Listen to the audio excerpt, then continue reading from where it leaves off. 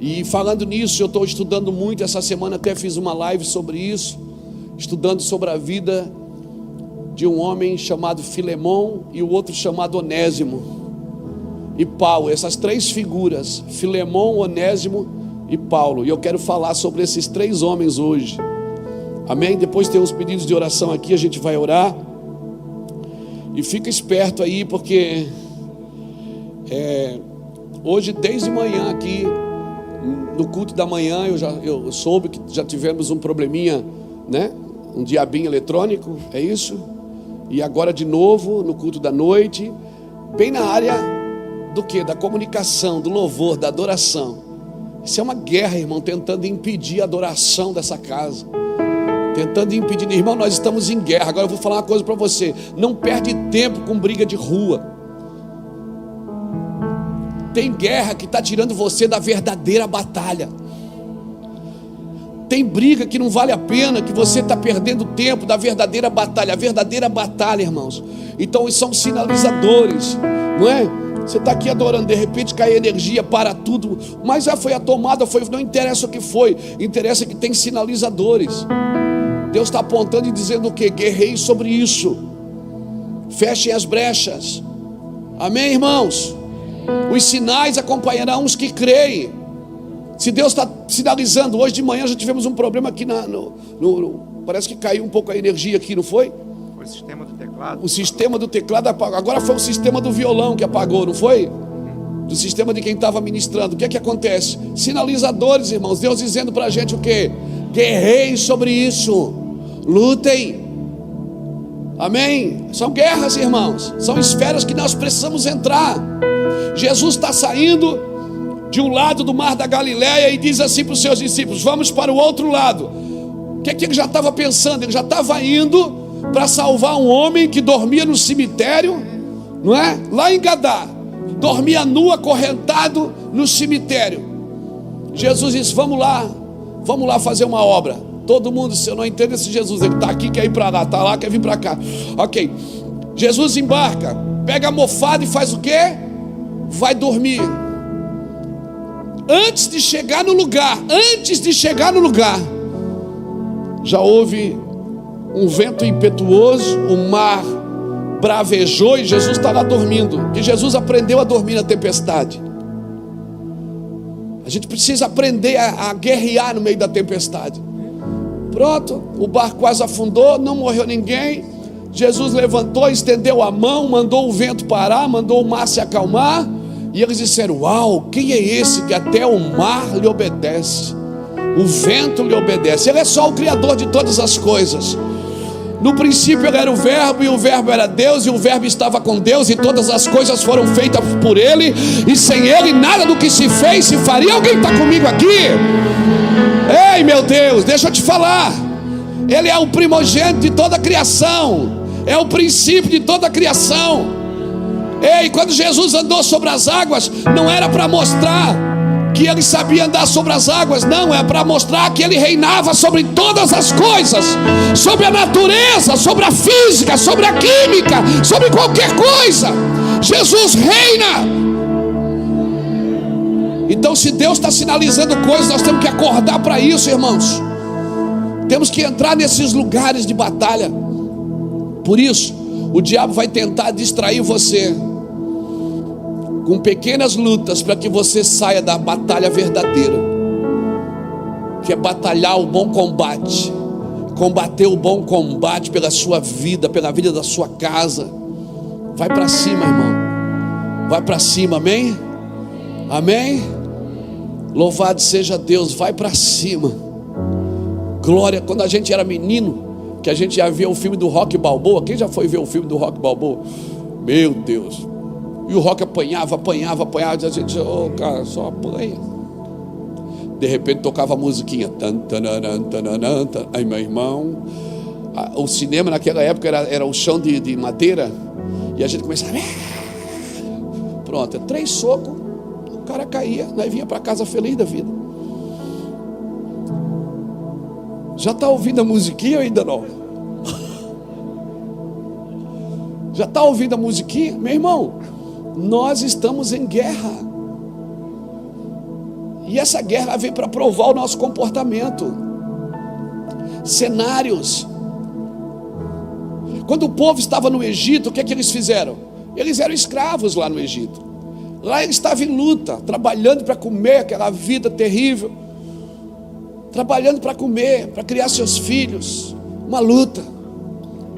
Deus entra lá, tira eles da luta e leva eles para o deserto.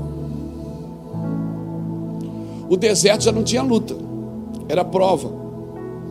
No deserto Deus os provou para saber o que eles tinham no coração. No deserto era uma prova. O ambiente mudou, muda a forma de guerrear. No deserto, para que eles foram para o deserto? Eles foram para o deserto para serem provados por Deus. Faltou comida, faltou sandália, faltou roupa, faltou água, mas não faltou murmuração, meu Deus do céu.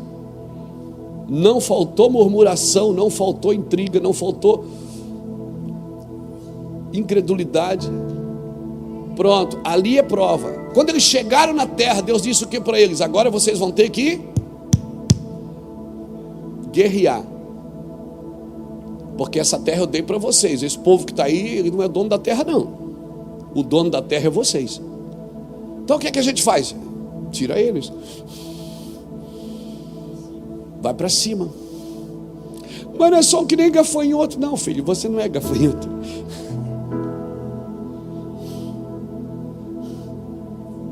Mas pastor, eu não tenho uma perna. Dá uma muletada nele. Vai para cima. Vai para cima. Então, se eu estou num ambiente de guerra, significa que eu estou aonde? No lugar que Deus me prometeu. Se eu estou guerreando, e é guerra, meu irmão que luta, meu irmão que guerra, eu estou aonde? No lugar que Deus me prometeu. Eu preciso tomar esse lugar. Então aprenda a separar os cenários. Egito é luta, deserto é prova, terra prometida é guerra. Quer moleza? Espera Jesus voltar para você ver a moleza. Mas enquanto nós estivermos aqui, nós estamos lutando. Irmãos, o diabo tem algum espaço na terra? Não. O diabo não tem espaço, ele só entra em lacunas. E sabe onde é que ele entra?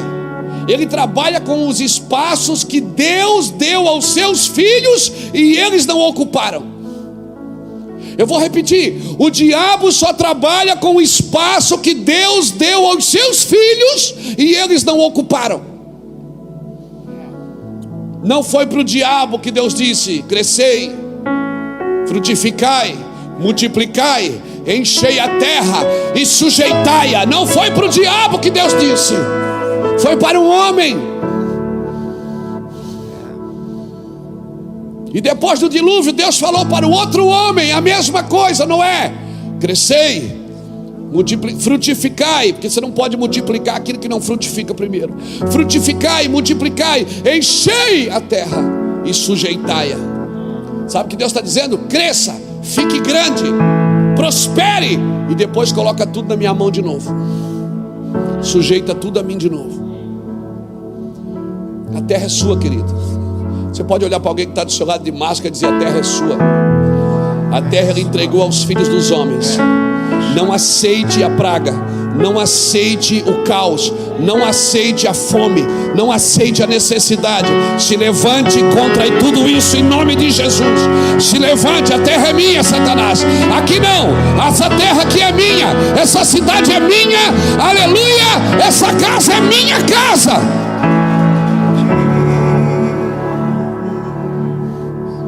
Não faça da terra um descaso. Não, eu estou esperando Jesus voltar para me levar para o céu. Se você não cuida nem da terra, você acha que Deus vai te dar o céu? Você não toma nem o que é teu, quer tomar o que é dele.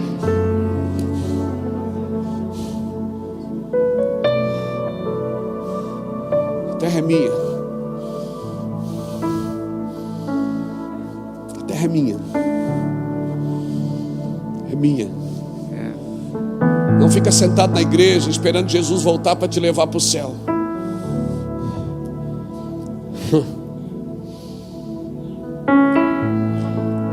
Eu quero falar sobre Filemão. Abra comigo aí na carta de Paulo a Filemão, depois de 1 Timóteo, 2 Timóteo, depois vem Tito, depois vem Filemão.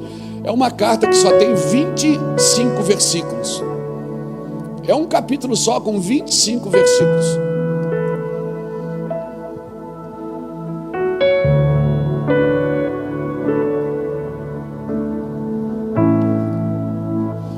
Aleluia. É sangue nos olhos, irmão. Como diz lá no Rio Grande do Sul, é faca na bota, não é? Glória a Deus.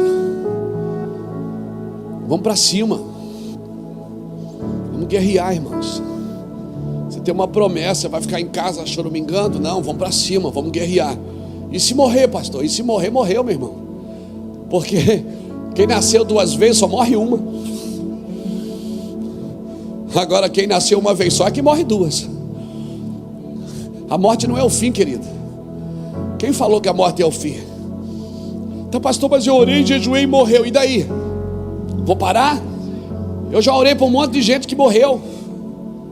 Eu já abençoei um monte de gente que perdeu a vida.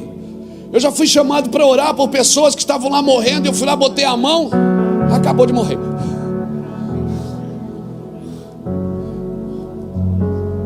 Mas eu já vi 2 voltar à vida.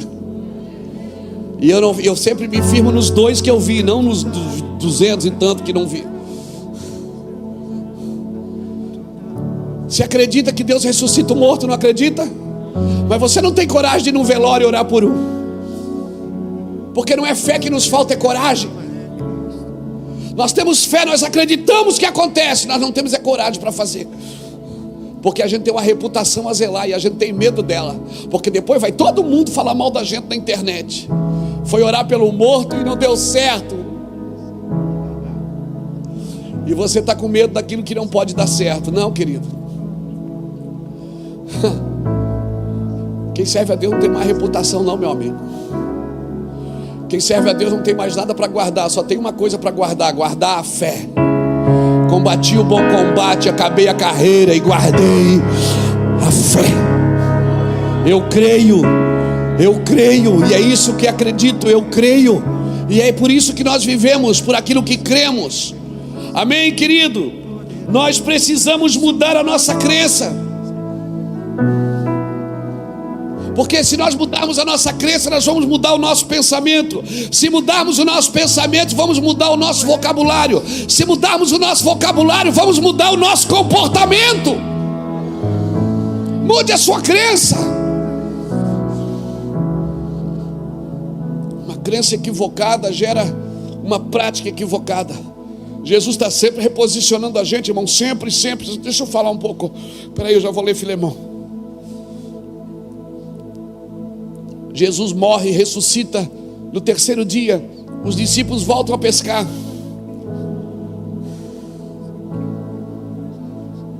Jesus aparece na praia. Ele diz assim: filhos. Depois você lê João 21:5. Ele diz assim: filhinhos, tem algo aí para a gente comer?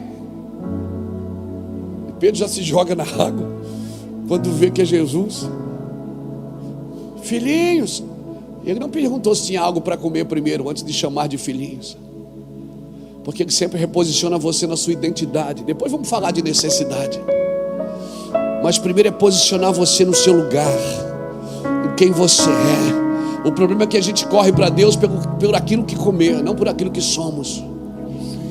A gente está sempre procurando o pão e o peixe. Jesus diz: quem é você? Você precisa saber quem você é. Porque quando você souber quem você é, pão e peixe não vai faltar nunca, meu filho. Amém? Vamos parar de correr atrás do pão e do peixe. Vamos correr atrás dele. Aleluia, aleluia, aleluia, aleluia. Abra comigo Filemão. Você já abriu Filemão? Eu me arrependo, Senhor. Eu quero ler essa carta que para mim é a carta desafiadora. É uma carta desafiadora e você vai ver por quê. Filemão capítulo 1, versículo 1 diz assim: Paulo, prisioneiro de Cristo Jesus, e o irmão Timóteo ao amado Filemão, nosso cooperador, e a irmã Áfia, que era a esposa de Filemão, e Arquipo, que certamente era o filho de Filemão, nosso companheiro de luta, e a igreja que está em tua casa. Era uma célula, tinha um grupo de convívio lá na casa dele, hein? O Filemão. E a igreja que está na sua casa. Graça e paz a vós outros da parte de Deus, nosso Pai, e do Senhor Jesus Cristo. Dou graças ao meu Deus, lembrando-me sempre de ti nas minhas orações, porque ouvi falar do amor e da fé que tens para com o Senhor Jesus e para com todos os santos. Oro para que a comunicação, olha isso aqui, gente. Oro para que a comunicação da tua fé seja eficaz no conhecimento de todo o bem que há para com Cristo. Sabe o que Paulo está dizendo para Filemão? Ele diz: eu espero que você mostre pelas obras o tamanho da tua fé. Tive grande gozo e consolação no teu amor, porque por ti, ó irmão, o coração dos santos tem sido reanimado. Eita! Pelo que ainda que tenha em Cristo grande confiança para te mandar o que te convém, prefiro todavia solicitar em nome do amor, sendo que sou Paulo, o velho, e também agora prisioneiro de Cristo Jesus. Peço-te por meu filho Onésimo, que gerei nas minhas prisões. Outrora ele te foi inútil, mas agora a ti e a mim muito útil. Mando-o de volta a ti, ele que é o meu coração. Eu bem quisera conservá-lo comigo, para que por ti me servisse nas prisões do Evangelho, mas nada quis fazer sem o teu conhecimento, para que o teu benefício não fosse como que por força, mas voluntário. Bem pode ser que ele se tenha separado de ti por algum tempo, para que o retivesse para sempre, não já como escravo, antes mais do que escravo, mas como um irmão amado, particularmente de mim, e quanto mais de ti, assim na carne como no Senhor. Portanto, se me tens por companheiro, recebe-o como a mim mesmo receberias. E se te fez algum dano, ou te deve alguma coisa, lança na minha conta, eu pago. Esse Paulo não tem juízo, meu. Eu, Paulo, escrevo do meu próprio punho, e eu pagarei, para não te dizer que ainda a ti mesmo me deves a tua vida. Paulo está dizendo o seguinte: fica tranquilo, porque o que eu estou te pedindo, fica tranquilo que eu não vou comentar com ninguém que tu me deves a tua própria vida. Uau! Sim, irmão, eu gostaria de receber de ti no Senhor este benefício. Reanima-me o coração em Cristo. Escrevo-te confiando na tua obediência, sabendo que farás ainda mais do que eu te peço. Uau! Obrigado, Espírito Santo, por essa palavra. Irmão, lendo assim essa carta parece não ter muito a ver, mas deixa eu explicar um pouco aqui para você. É uma carta desafiadora, porque Paulo é a primeira carta, é a única carta que Paulo escreve não doutrinando a igreja. É uma carta que Paulo escreve contando com o amor de um homem. Ele não está aqui doutrinando a igreja, ele está pedindo práticas de amor e de reconciliação. É a única carta que Paulo não doutrina. Ele pede assim, pratique o seu amor, o amor que eu sei que você tem. Essa carta, ela para mim é o ápice do ministério da reconciliação.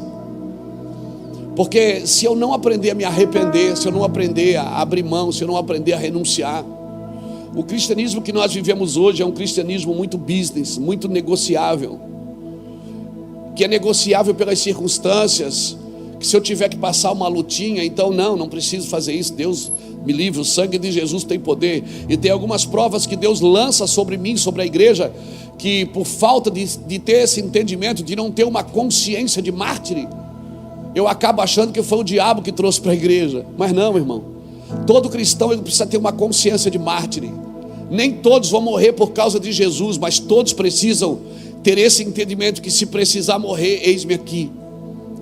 A vida cristã não é uma vida só de conquista, não é uma vida de conquista, porque nós não temos mais nada para conquistar, Jesus já conquistou na cruz. É uma vida de fé e acreditar que tudo que Jesus conquistou na cruz é direito nosso, é nossa herança. Todas as bênçãos de Deus para nós tomamos posse, é nossa herança. Irmãos, a obra de Deus é feita pelo Espírito de Deus.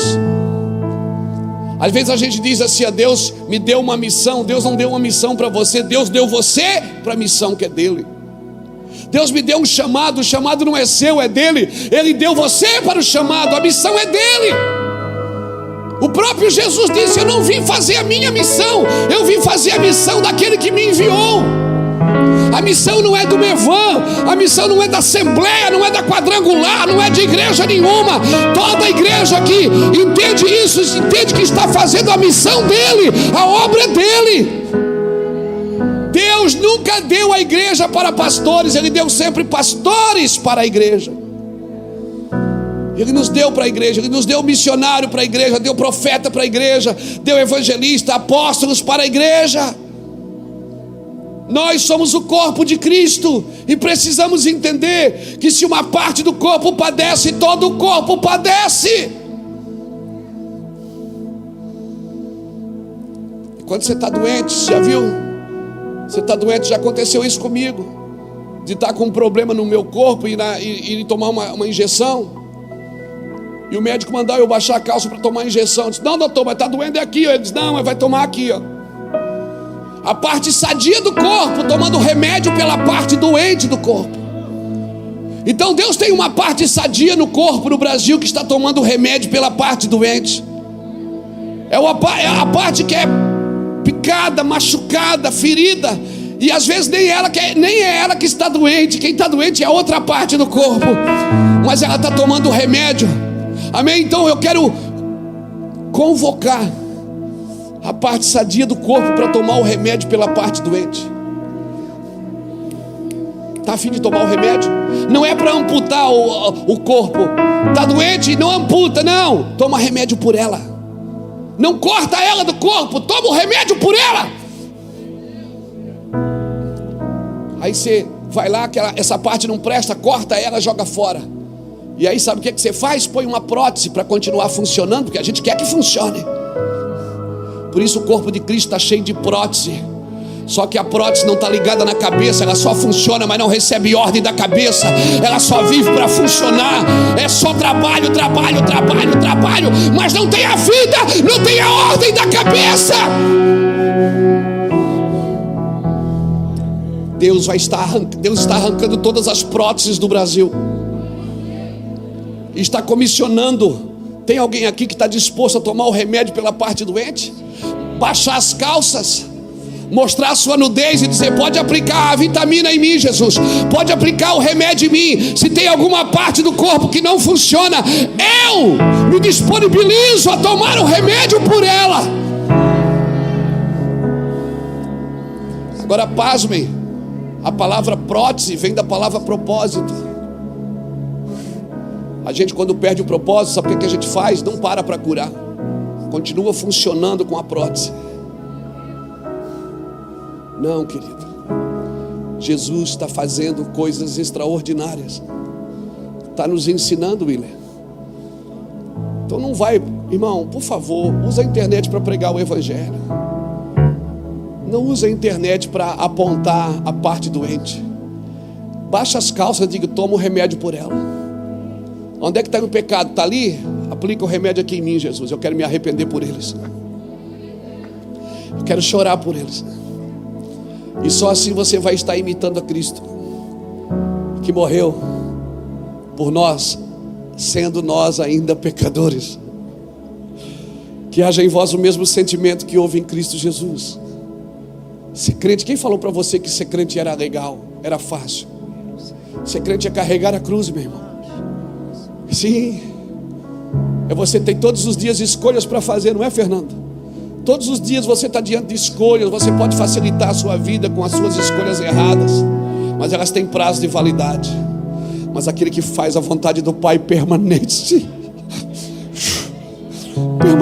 para sempre. Sim, permanece para sempre. A missão sempre foi soterologia, sempre foi a obra do Espírito. A missão não era a obra da igreja, é a obra do Espírito. Nós é que tornamos a missão algo que faz parte da eclesiologia. Não, a missão não é a obra da igreja, porque hoje a missão para a gente é só fazer a igreja crescer. A missão não tem a ver com fazer a igreja crescer, não tem a ver com encher cadeiras, tem a ver com levedar toda a massa, irmão. Tem a ver com levedar toda a massa. Em todos os lugares Deus quer colocar os seus agentes. Amém. A missão sempre foi atrelada à Trindade. Ela sempre foi feita pela Trindade. O Pai enviou o Filho enviou o Espírito enviou a igreja. É uma continuidade, eu estou dando continuidade. Por isso eu não estou aqui para inventar, eu estou aqui para descobrir o que é que o meu Senhor deseja.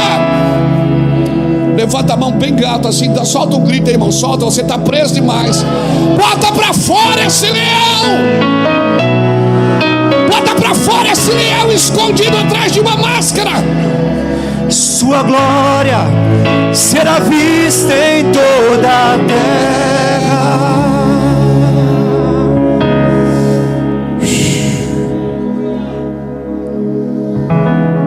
Eu creio nisso que eu estou falando para você. Falando assim, Filemão, Paulo. Mas Paulo está pedindo para Filemão, ele está pedindo uma atitude prática da sua fé, do amor. Ele está pedindo: reconcilia Onésimo, traz ele de volta. Agora você fica imaginando a cara de Paulo, a cara de Filemão quando recebeu a carta de Paulo. Bem, ele está pedindo para me receber esse cara, e ele está dizendo: recebe como se fosse eu.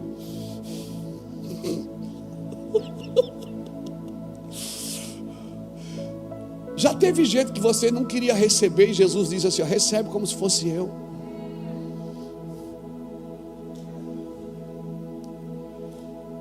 Já teve gente que você queria longe de você e Jesus disse: recebe como se fosse eu.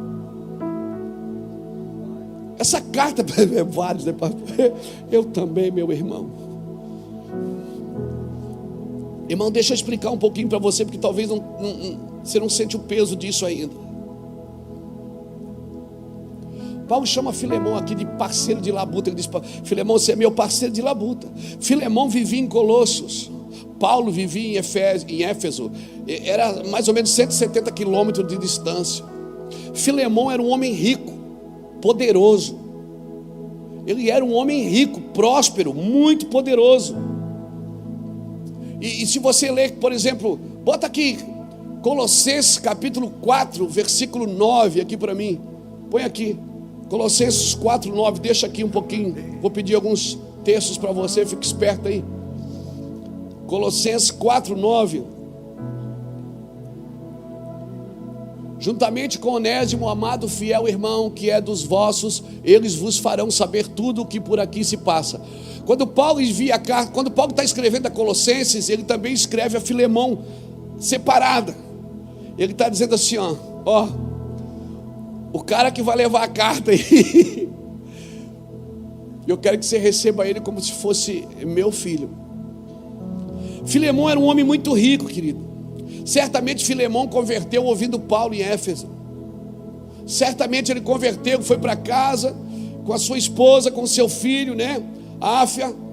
Arquipo, seu filho. E certamente ele abriu um culto na casa dele, abriu um grupo de convívio lá na casa dele. E começou a fazer culto, e começou a ganhar gente. Um cara rico, cheio de vida. Agora, deixa eu falar uma coisa da realidade da época para você. Eles eram senhores, eles tinham escravos. Quando você lê na Bíblia, abre aí Colossenses 3, bota aqui Colossenses 3, 2. Colossenses 3:2. Colossenses 3:2. Perdão, irmão, Efésios. Eu falei Colossenses, é? Ô irmão, ajuda. Efésios 6, 5 e 6.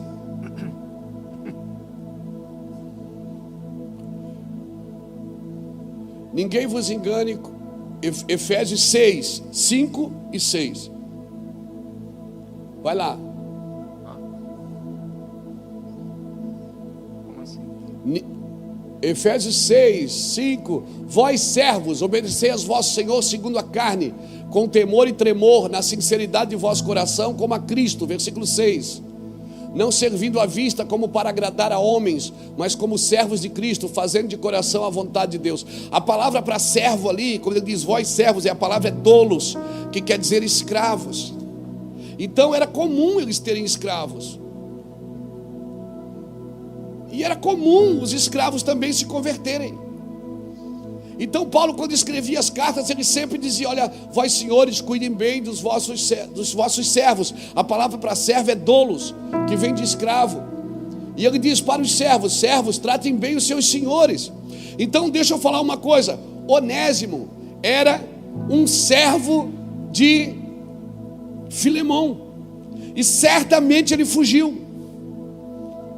E quando um escravo era fugitivo, certamente ele era punido quando ele era pego. Ele fugiu de Filemão. Ele fugiu, e quando um escravo fugia, para onde ele ia? Ele ia para a cidade grande, para se misturar com as outras pessoas e não ser encontrado. Certamente ele foi para Éfeso, e certamente lá em Éfeso ele encontrou Paulo, e certamente ele foi servir Paulo na cadeia, nas prisões, e certamente ele converteu, e certamente ele contou para Paulo a historinha dele. Disse: ó, eu sou um escravo fugitivo, o meu senhor é Filemão. Paulo disse: não, Filemão conheço, fica tranquilo, vou ajeitar teu lado. Agora, a palavra onésimo, ela é grega, é uma palavra grega, você tem que separar, é onésimo. Na realidade não é onésimo, é onésimo, porque é separado no grego. E a palavra onésimo significa útil. Então vai lá. Paulo significa o quê? Pequeno.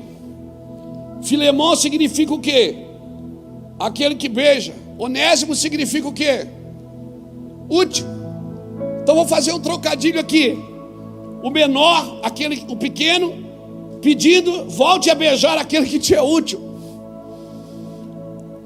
Coisa da minha cabeça. Querido, Onésimo, certamente ele se converteu. Ele está sob os cuidados de Paulo aqui. Paulo não podia proteger Onésimo na cadeia. E Paulo escreve a Filemão dizendo: estou te devolvendo uma bênção. Vou mandar uma bênção aí para a sua igreja. Vou mandar uma bênção aí para a sua célula. Irmão, falando assim, não pesa. Mas deixa eu te falar uma coisa. Será que Deus estava querendo só abençoar Onésimo ou estava querendo abençoar Filemão? Irmão, quando Deus faz, todos os dois recebem. Quando Pedro foi na casa de Cornélio, quem foi mais ministrado, Cornélio ou Pedro? Foi Pedro. Porque Pedro vai lá abençoar um homem que Deus mandou. Pedro viu um lençol com animais imundos e disse: eu não como animal imundo. Deus disse: quem falou que você pode chamar de imundo aquilo que eu santifico? Você chama de imundo, eu não, eu estou santificando. Para você é imundo, para mim não é. Ou você obedece a tua alma ou obedece a minha palavra. Tem muita coisa que nós como igreja não fazemos, que para nossa visão é imundo, é algo terrível. Já pensou como é que eu vou receber Onésimo de volta? O cara é fugitivo. A lei da época diz que eu tinha que punir o cara. A lei da época diz que ele tinha que ir para o tronco, eu tinha que cortar as mãos dele se ele roubou, eu tinha que fazer alguma coisa. E agora o Paulo está me pedindo para receber ele, não mais como escravo, mas como filho. Está dizendo que eu tenho que tirar ele do serviço e botar ele na mesa?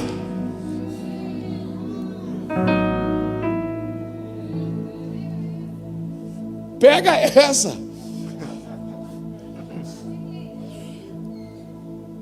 Quem é que recebeu mais? Foi Paulo ou Ananias? Deus disse: Ananias, vai na rua chamada direita, tem um homem lá chamado Saulo, ele está te esperando para orar. Ananias, espera aí, Deus, senta aí que eu vou pregar para o senhor. O senhor conhece esse homem? Senhor, esse homem está matando os crentes, tudo, está matando as crianças, as mulheres. Senhor, o senhor disse: Ananias, não discute. Vai, porque esse para mim, não é você que decide quem é escolhido de Deus e quem não é, meu amigo. Você só obedece e vai. Senhor, mas ele não merece. Tem gente que não merece o seu amor, mas precisa dele. Deus não mandou você perguntar, não discute. É que na sua cultura, na sua era, na sua geração, o sangue de Jesus tem poder. Quem recebeu mais naquele dia? Foi a mulher que entrou com um vaso de alabastro cheio de nardo puro, ou Simão que recebeu Jesus em casa?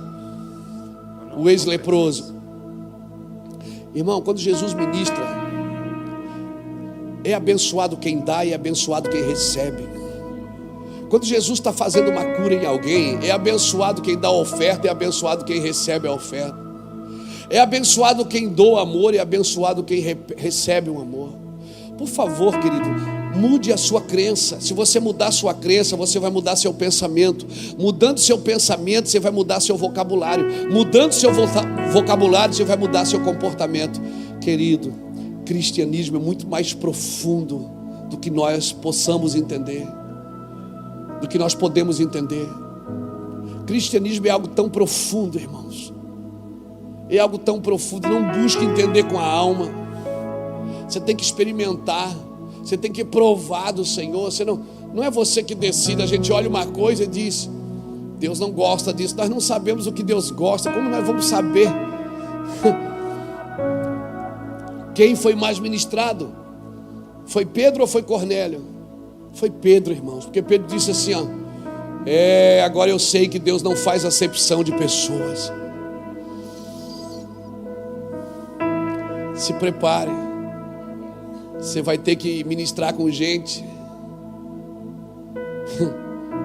que você jamais ministraria. Você vai ter que entrar em casas que você jamais entraria. Você vai ter que, nos próximos dias, se prepare, eu estou profetizando.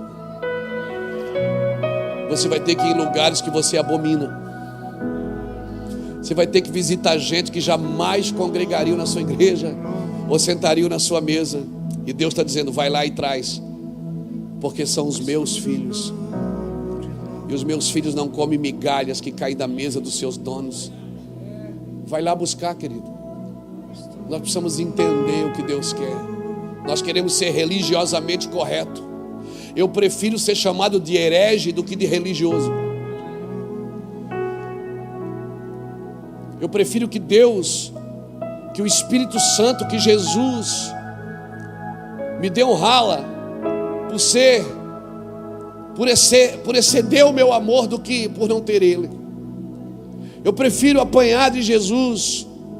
Eu prefiro sofrer a pena por excesso do que por negligência. Eu nunca vi ninguém morrer por excesso de amor. Eu vi um.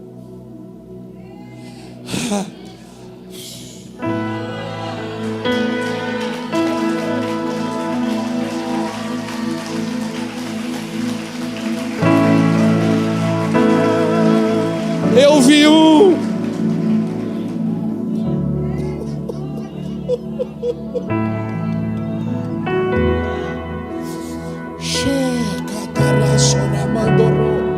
Só que a mandara la baraba sora la mandara.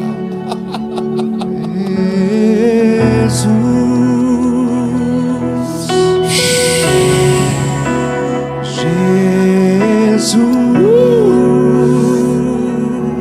Eu vi um morrer por excesso de amor. Seu nome é Jesus. E ele diz: vocês serão meus discípulos se fizerem o mesmo.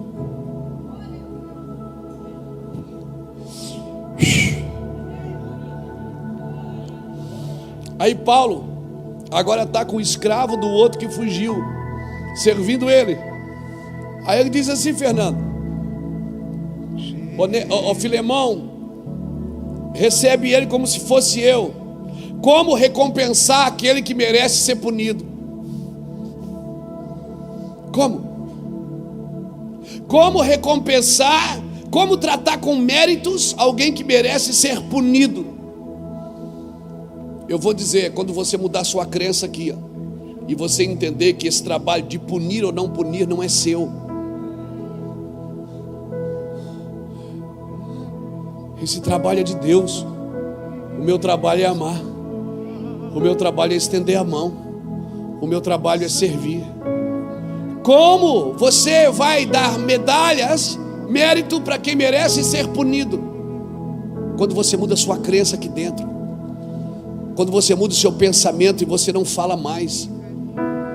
Quando a dor dos outros causa dor em você, e se a dor dos outros não está causando dor em você, é porque você está mais doente do que eles. Se a dor de alguém não causa dor em você, Jaime,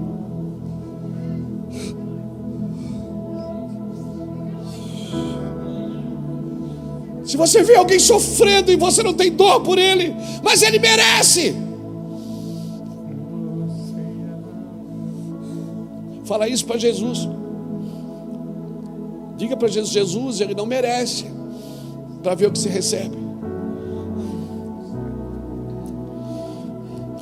Ele pediu: Filemão, recebe Onésimo, não mais como escravo. Eu estou pedindo para você recompensar ele. Agora, quem falou para você que o evangelho é simples? Quem falou? Como dar ao escravo fugitivo liberdade? Como dar mérito para quem merece ser punido? Como dar o céu para quem merece o inferno? Ah, graça! Alguém pode dizer maravilhosa graça? Alguém pode dizer comigo maravilhosa graça? Favor imerecido.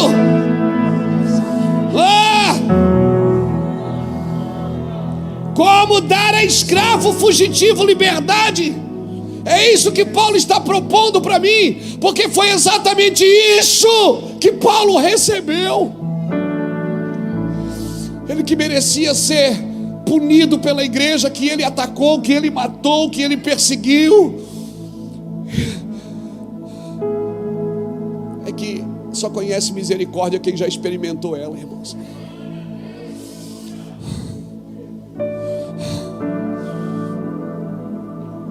Como era o nome do marido de Ruth? Boaz, né?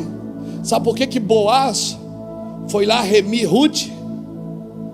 Sabe por que Boaz foi remir Ruth?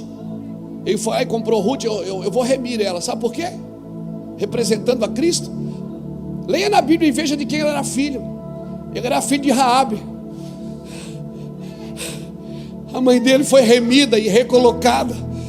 Alguém casou com a mãe dele para ela deixar de ser uma prostituta e ser recebida no arraial de Deus.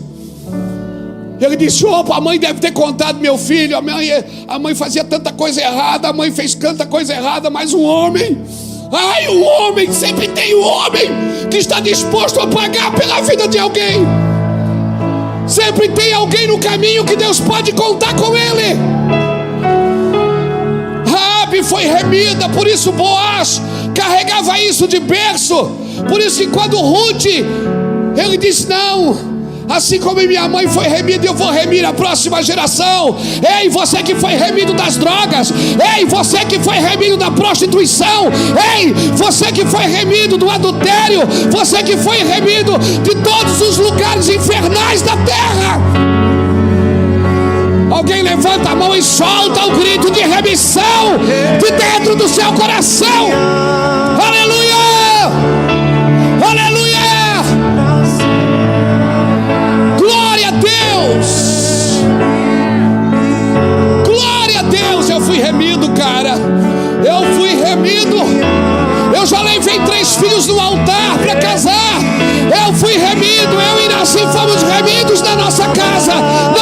ensinar sobre amor. Eu sei o que eu estou vivendo.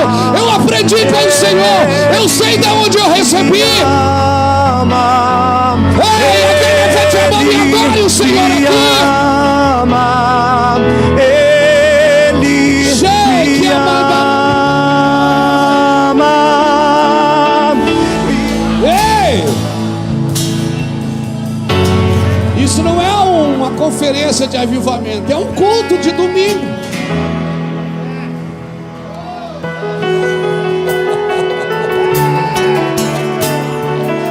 Levante a mão, aplauda ao Senhor bem forte. Ei! Senta aí, não acabei ainda não.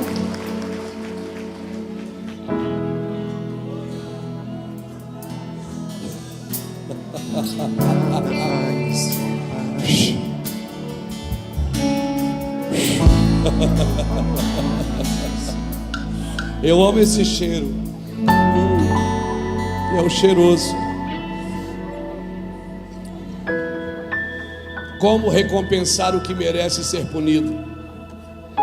Como tratar com méritos o que merece ser punido? Como dar ao escravo fugitivo liberdade?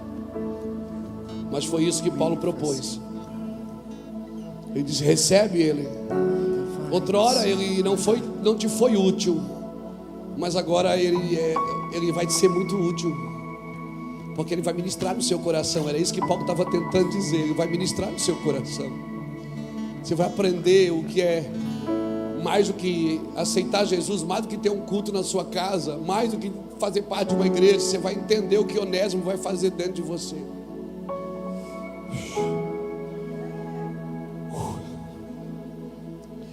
O Evangelho não é uma simples mensagem de como as pessoas podem ser salvas. O Evangelho é sobre o senhorio de Cristo sobre tudo e sobre todos. Agora, se coloque no lugar de Filemão. Se recompensar aquele que merece ser punido, ele estava dando vazão para que outros fugissem também. Imagina, ele poderia ser visto pelos outros senhores de escravo como alguém de mão frouxa, como um líder meia tigela, como um líder inconsequente, alguém que mudaria todo o padrão de uma sociedade acostumada a punir o errado, o fugitivo, o inconsequente. Nós vivemos hoje numa sociedade assim. Basta alguém falar uma palavra errada, basta alguém não dar sinal que vai entrar numa rua e entrar e fechar alguém com o carro, pronto, ele já é punido. Nós somos uma geração que não sabe lidar com o erro das pessoas. E o pior, usamos os erros dos outros para esconder os nossos. Por isso nós precisamos nos arrepender. Eu me arrependo, Senhor, por todas as vezes que eu escondi os meus erros nos erros de alguém. Eu me arrependo, Senhor, por todas as vezes que eu tentei punir para esconder que eu mesmo deveria ser punido. Perdoe-me, Jesus. Perdoe. A minha pergunta é: você está disposto a ser alguém que vai mudar o padrão dessa sociedade acusadora?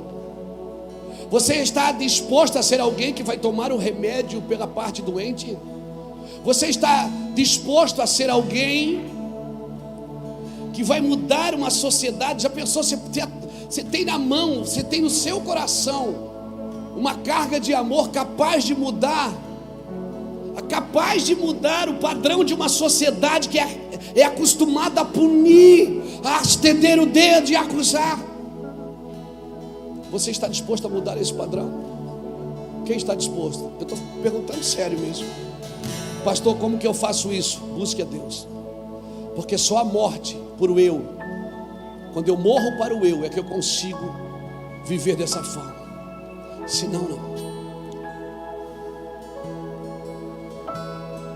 Senão o erro de alguém é só mais um tapete para esconder os meus. Paulo estava dizendo: Filemão, será que nós somos parceiros mesmo? Será que nós estamos no Evangelho mesmo? Ou você está preocupado com a sua reputação? Será que nós somos companheiros mesmo? Será que nós acreditamos na mesma coisa? Será, Filemão, que podemos colocar em prática o que aprendemos com Jesus na cruz? O Evangelho, querido, é o poder de Deus para a salvação. O Evangelho é prática de vida. E Paulo conhecia Filemão o suficiente para fazer esse pedido, porque ele termina a carta dizendo assim: eu sei que você vai obedecer. E Paulo está dizendo o seguinte: eu poderia te mandar, mas eu prefiro pedir em amor, pelo amor que nós temos em Cristo Jesus. Uau! Paulo usa o tom de voz correto, as escritas corretas, até apela para a idade dele. Ele disse: eu sou o velho que estou preso. Paulo não tinha 60 anos aqui, ele não estava velho, mas ele está apelando por respeito. Sabe o que ele está dizendo quando ele diz eu sou um velho preso? Ele está dizendo assim: respeita, eu quero que você trate essa situação com devido respeito, porque eu sou mais velho que você. É isso que ele está dizendo. É isso que ele está dizendo, irmãos. Nós somos uma geração que meninos vão para a internet e falam mal do presidente da república. Nós somos uma geração que meninos não conhecem nem lei cívica. A gente, quando era menino, professor, não é assim? Todo sábado a gente ia hastear a bandeira, cantar o hino nacional. 7 de setembro eu tocava na fanfarra, né? Tocava na fanfarra, todo ano. A gente sabia sobre leis cívicas, a gente amava quando via a bandeira do Brasil. Deus me livre, a bandeira do Brasil quando caía no chão,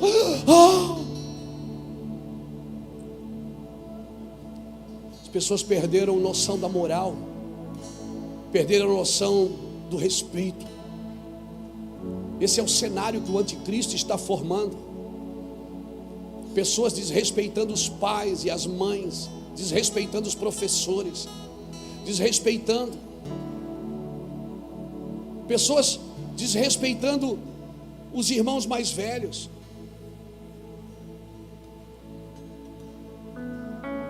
Mas os nossos professores são desviados.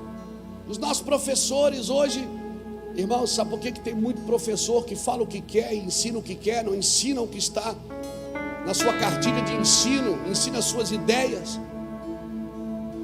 Porque nós vivemos nesse mundo, um mundo de narrativa, um mundo de opiniões.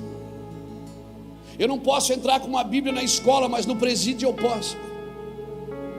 Nós trabalhamos na correção, mas não trabalhamos na prevenção. Não usamos a Bíblia para ensinar as nossas crianças, mas queremos tirar as pessoas do crime com a palavra de Deus.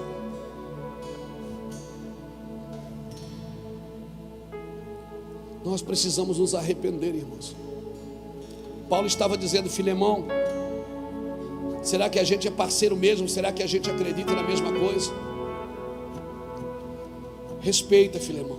Trate isso com respeito, com o afeto que você tem por mim. Paulo apelou para a aliança, apelou para o afeto, apelou para o respeito. Eu vou dizer uma coisa para você: apele para aquilo que você puder, mas por favor, não deixe de fazer a obra de Deus. Ame as pessoas. Ame as pessoas. Eu estou aqui diante de um modelo vivo da prática da reconciliação. Paulo se coloca entre Filemão e Onésimo para consertar. Se coloca entre o fugitivo e o Senhor. Quem fez isso, irmãos? Quem se colocou de braços abertos numa cruz, na vertical e na horizontal, para reconciliar o homem com Deus e o homem com o homem? Quem fez isso, irmão? Quem se colocou entre você e o pecado e disse: é comigo, ninguém tira a minha vida, mas eu dou, eu pago a conta? Quem disse? Paulo disse para Onésimo, para Filemão assim: ó, se ele gastar demais, pode gastar. Se ele está te devendo, eu pago. E fica tranquilo, eu não vou dizer para ninguém que você me deve a sua vida. Ele falou. Sabe o que ele está dizendo? Quanto é que você vai gastar para curar esse cara? Eu tenho dinheiro, eu ajudo. Nada pode impedir a gente de fazer as coisas para Deus, irmão. Nunca foi o dinheiro um problema. Nunca foi o dinheiro um problema. Nunca foi. O problema sempre foi o pecado.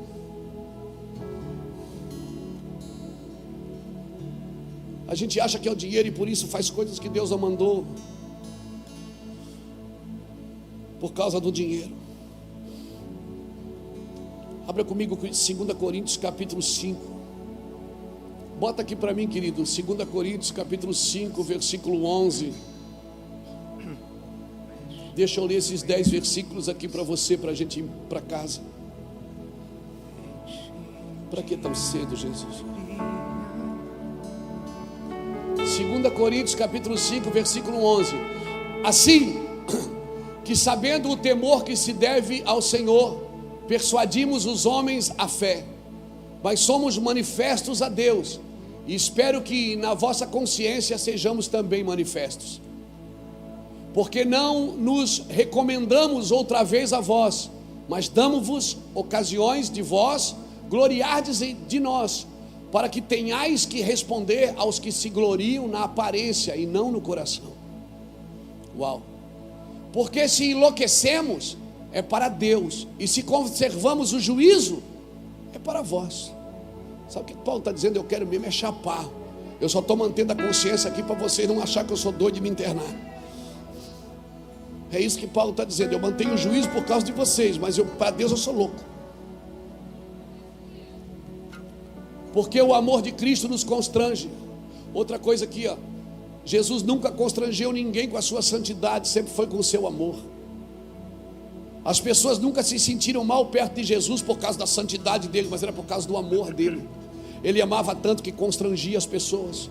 Porque o amor de Cristo nos constrange, julgando nós assim, que se um morreu por todos, logo todos morreram. E ele morreu por todos, para que os que vivem não vivam mais para si, mas para aquele que por eles morreu e ressuscitou.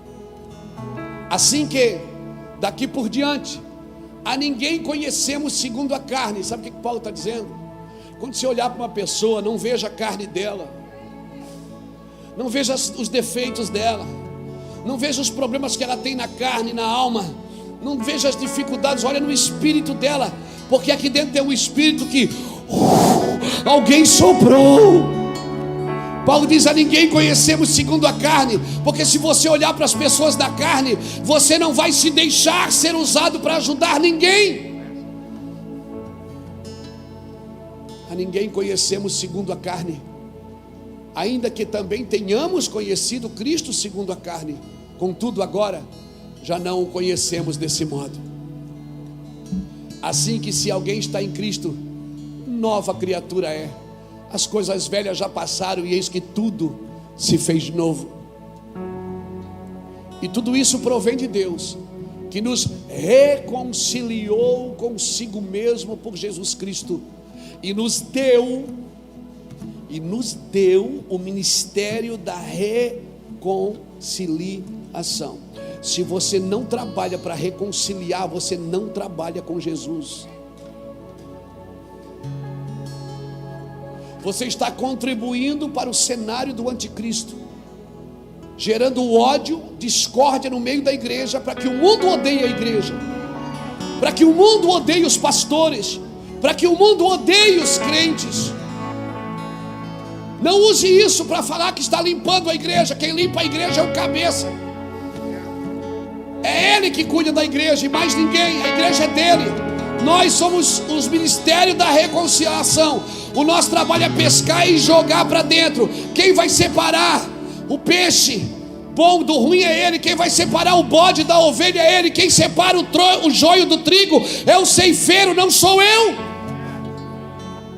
O meu trabalho é colher, é plantar, é amar. O meu trabalho é ir e pregar o evangelho a toda criatura. A palavra criatura ali não está falando só de indivíduo, pessoas, está falando de tudo que foi criado. Quando eu prego, as árvores ouvem, os rios ouvem, tudo que é vivo, tudo que tem vida. Porque assim como a criação ficou sujeita à vaidade por um homem, a criação também foi reconciliada com Deus por um homem na cruz. Por isso ela aguarda a ardente expectativa dela. É a manifestação dos filhos de Deus. Ela está esperando que os filhos de Deus se levantem em amor e reconciliação. E tudo isso provém de Deus, que nos reconciliou consigo mesmo por Jesus Cristo e nos deu o ministério da reconciliação.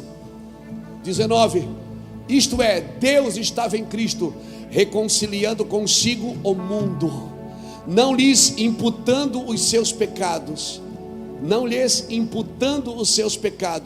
e pôs em nós a palavra da reconciliação.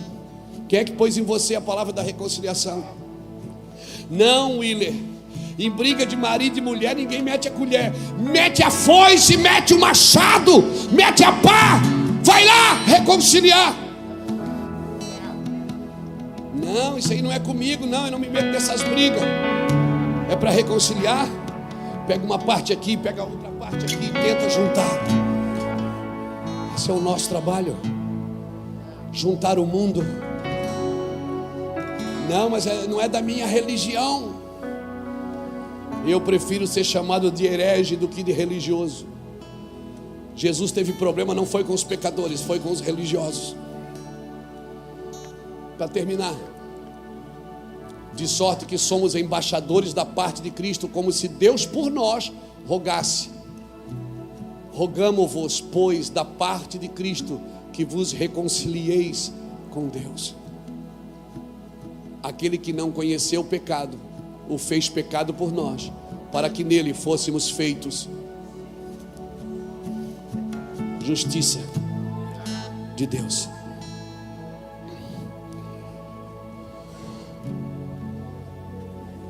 Agora, como trabalhar no ministério da reconciliação nos dias que vivemos hoje, com barreiras sociais, com barreiras religiosas, com barreiras culturais?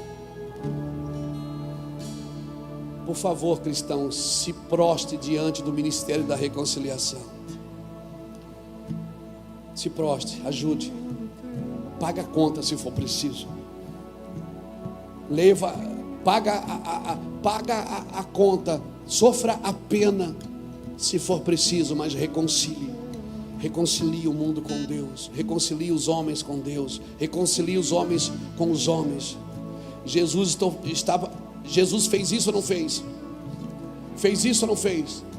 E Ele está pedindo para você e para mim aqui nessa noite: ame, ame, ame. Jesus fez isso. Estou pedindo que você ame, que você perdoe, que você ajude. Amém? Fica tranquilo, ninguém vai saber que você me deve.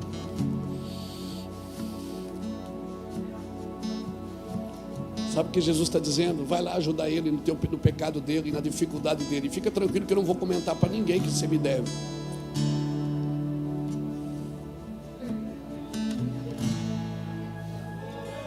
Fica tranquilo que eu vou te guardar. Ele cravou o escrito de dívida que era contra nós. Ele cravou na cruz, Fernando. Ele não imputou os nossos pecados, ele pagou a conta. Ele não foi lá e ele não fugiu com a caderneta do fiado. Quem já comprou fiado na venda aqui? Lembra que antigamente a gente ia no mercado?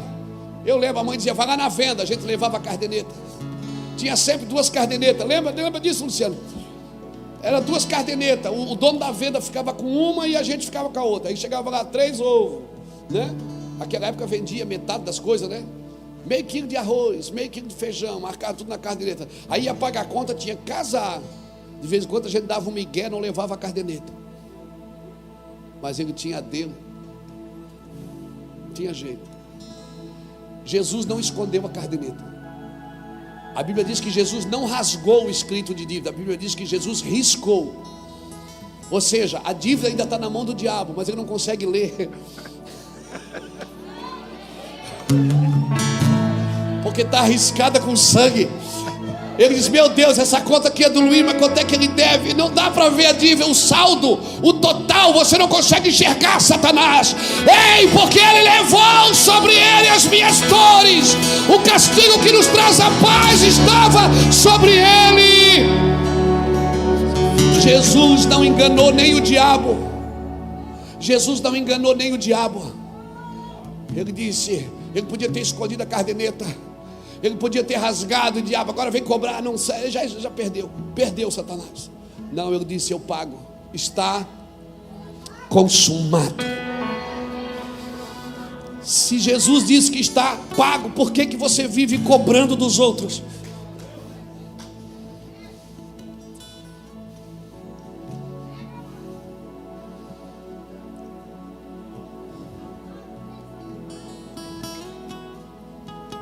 Se Jesus disse que está pago, por que que você anda com a caderneta tentando cobrar de alguém?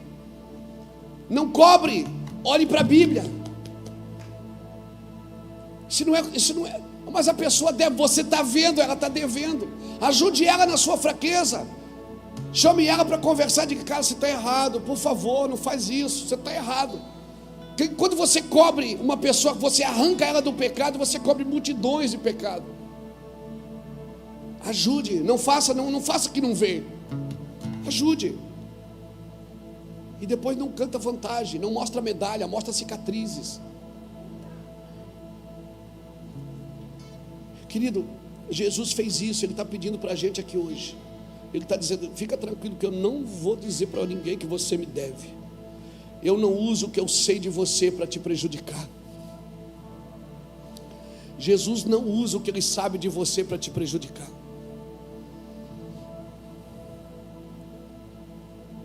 Sabe o que Jesus faz? Ele riscou o escrito de dívida de Colossenses, que era contra nós, cravando na cruz. Ele não usou o que Ele sabe de você para te prejudicar. A tua dívida não é comigo. Por isso que Ele diz, a ninguém deveis nada, a não ser o amor. A tua dívida não é comigo. Ninguém me deve nada. Embora eu sendo livre de todos, Paulo dizia, me faça o servo de todos. Para eu poder servir você, eu preciso ser livre de você. Eu preciso ser livre de críticas, de elogios para poder te servir. Senão eu só sirvo quem me elogia, quem me ama. Paulo se colocou entre os dois e restaurou um relacionamento. Paulo pediu, recebe-o, não mais como escravo, mas como filho, como meu filho. Deus está te pedindo, recebe como filho. Quem sabe você ensaiou aqui nessa noite para chegar aqui e dizer, não, eu vou lá, vou pedir para Deus me tratar como um dos seus empregados. Eu vou voltar para a casa do meu pai, eu vou lá e dizer, Deus, me trata como um dos teus empregados. E o pai estava esperando na porta e disse, lá vem ele. Mata o boi, aquele boi que a gente mandou engordar quando ele foi embora. Eu sabia que ele ia voltar, ele é meu. Ele pegou o anel e enfiou no dedo do filho. Pegou a sandália e aquele dia não teve trabalho na fazenda. Ele diz, hoje está todo mundo de folga, nós vamos festejar. Porque esse meu filho estava perdido e foi achado. Quem sabe você que está aqui hoje estava perdido e foi achado. É você mesmo que eu estou chamando. Você que quer entregar a sua vida para Jesus, sai correndo do seu lugar e vem aqui na frente. Me deixa orar com você hoje, para a gente ir embora feliz.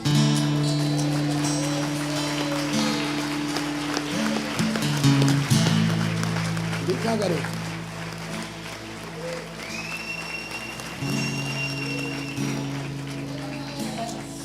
Glória a Deus.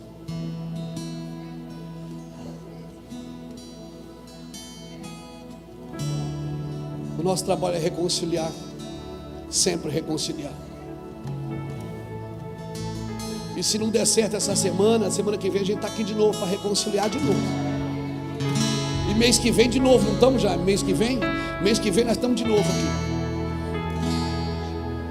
E ano que vem de novo.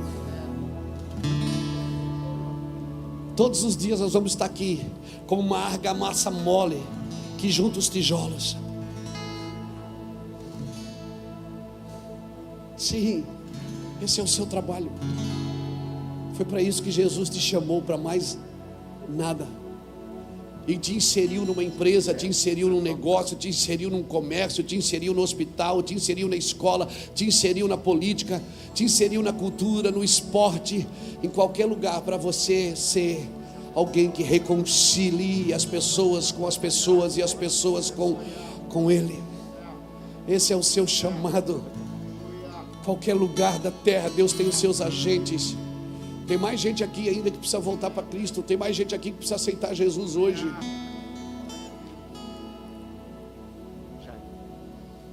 Tem mais alguém? Sai do seu lugar, deixa a gente orar com você. Não volta para casa assim sozinho, não. Deus quer você. Deus quer te pegar hoje aqui, por dentro, ajeitar uma medida de graça na sua vida. Amém? Que coisa linda que Paulo fez com Onésimo. Devolveu um escravo fugitivo na qualidade de filho. Eu conheço um Jesus que fez isso. Ele nos recebeu na qualidade de um escravo fugitivo, escravo do pecado, do medo, da indiferença, e nos recebeu como filho, e nos amou tanto, e nos reconciliou. Tem mais alguém que gostaria de entregar a sua vida para Cristo? Hoje é a sua noite. Hoje é a sua noite. Jesus tem algo para fazer na sua vida.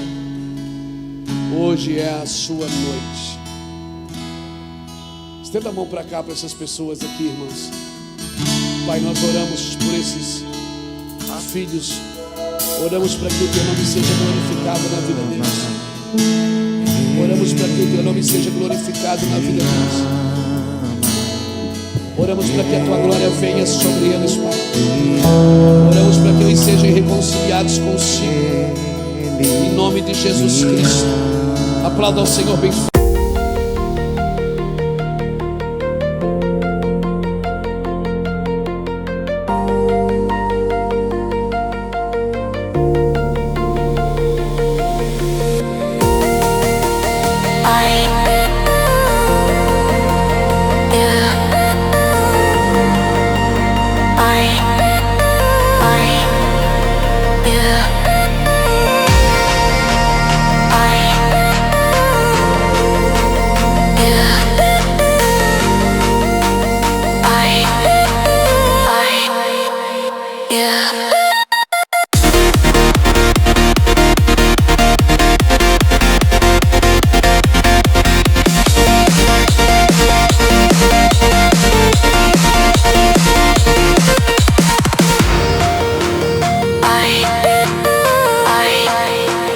Yeah.